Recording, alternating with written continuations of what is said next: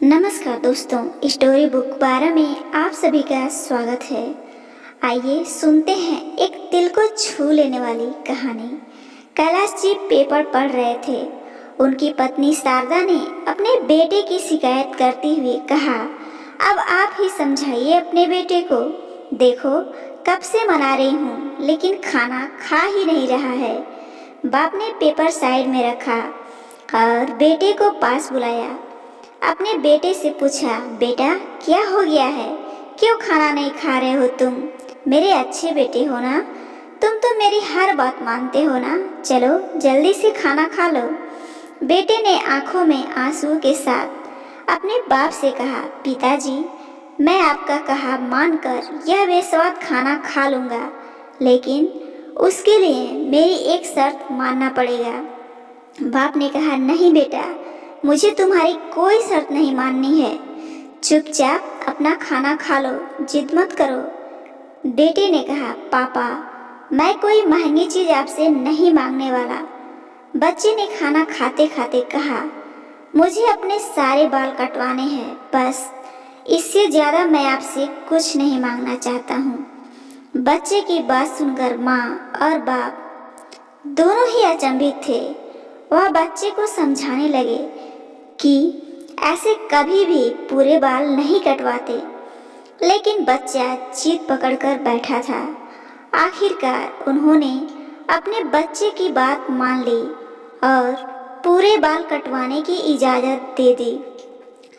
अगले दिन कैलाश जी अपने बच्चे को जब स्कूल में छोड़ने गए तो बिना बालों के उनके बेटे को स्कूल के सभी बच्चे देख रहे थे और कुछ चिढ़ा भी रहे थे। तभी एक महिला उनके सामने आई और बच्चे के पिता को धन्यवाद कहने लगी। कैलाश जी को कुछ भी समझ में नहीं आ रहा था। महिला ने उन्हें समझाते हुए कहा कि आपने अपने बच्चे को बहुत अच्छे संस्कार दिए हैं, इसकी वजह से आज मेरा बेटा स्कूल आने को तैयार हो गया है। अभी भी कैलाश जी को कुछ समझ में नहीं आया, लेकिन अपने बच्चे की तारीफ सुनकर उनके चेहरे पर थोड़ी मुस्कान जरूर आ गई।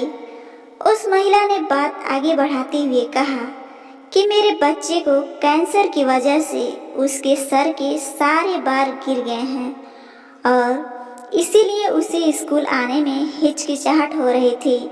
तब आपके बेटे ने उसे स्कूल आने के लिए मनाया और उसे बुरा ना लगे इसलिए वह भी अपने बाल कटवाने के लिए तैयार हो गया। जैसा उसने कल कहा था, आज वो अपने पूरे बाल कटवा कर आया है। आज कैलाश जी अपने बेटे पर बहुत गर्व महसूस कर रहे थे।